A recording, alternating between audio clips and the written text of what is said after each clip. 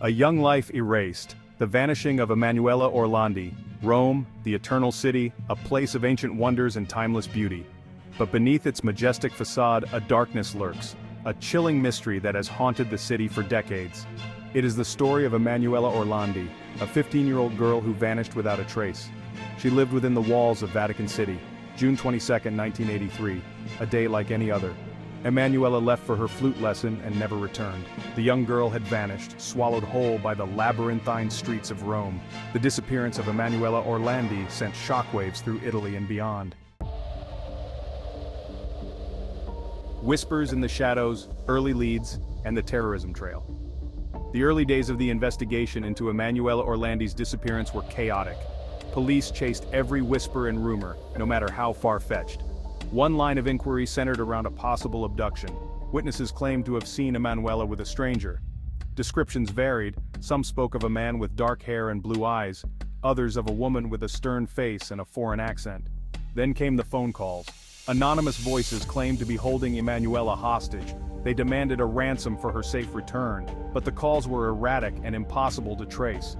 Were these the real kidnappers or opportunists preying on the family's desperation? As weeks turned into months, a new theory emerged: terrorism. The early 1980s was a time of great political turmoil in Italy. A group demanded the release of Mehmet Ali Aga, linking Emanuela's disappearance to the attempted assassination of Pope John Paul II. The web thickens. Organized crime and Vatican whispers. The investigation into Emanuela Orlandi's disappearance revealed a web of intrigue, corruption, and conspiracy. Focus shifted to the Banda della Magliana, a ruthless gang controlling Rome's underworld. Known for their brutality, the Magliana gang was suspected of various crimes. Rumors swirled that Emanuela was entangled in their illicit affairs. Shadowy connections between the Magliana gang and the Vatican Bank added fuel to the fire. The bank was embroiled in a massive financial scandal in the early 1980s. Could Emanuela's disappearance be linked to this scandal? Section 4.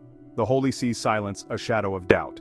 The Vatican's response, or rather lack thereof, to Emanuela Orlandi's disappearance has been a constant source of controversy and suspicion. As a sovereign state, the Vatican has its own laws and its own police force, but it also has a long and often troubled history of secrecy and a reluctance to be seen as interfering in the affairs of other nations.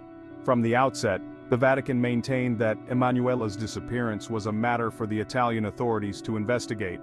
They argued that the crime had taken place on Italian soil and that the Vatican had no jurisdiction over the matter.